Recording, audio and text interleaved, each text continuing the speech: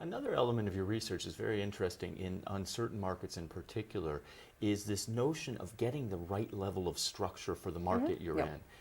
And you talk about in competing on the edge, avoiding the chaos trap where things are just completely out of control, or on the other hand, being too rigid.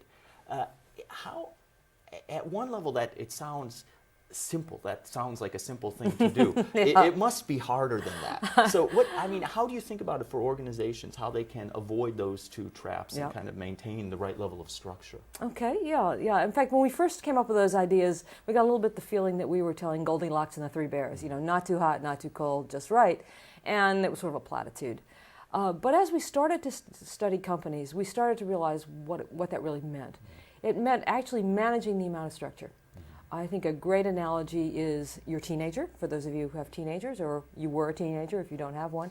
It really is about managing the amount of structure. Not so much that they can't mature, not so little that they fall apart. But I also think we've also tried to drive it a little bit more deeply than that, and we've come to the realization that it's actually better, if you're going to make a mistake, to make a mistake on the side of too much structure. Because if you have too much structure, at least you get a certain set of opportunities correct. You can efficiently execute a set of opportunities, at least some of them.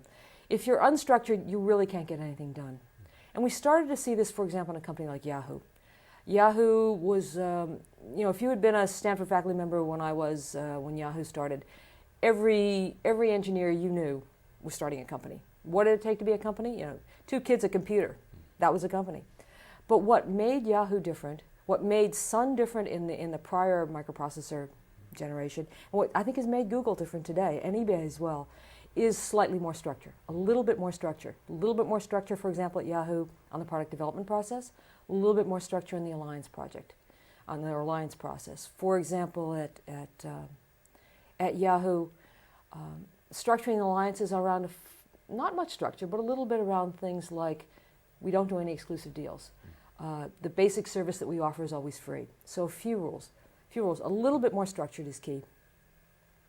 That's kind of the one side of the story. The other thing that we found, I think, over time, is that the challenge of managing structure, which I think is one of the fundamental challenges on dynamic markets, is actually more difficult for established firms for a couple reasons.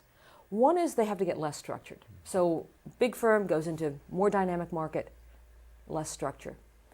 But that's in some sense obvious, and I think most senior executives get that.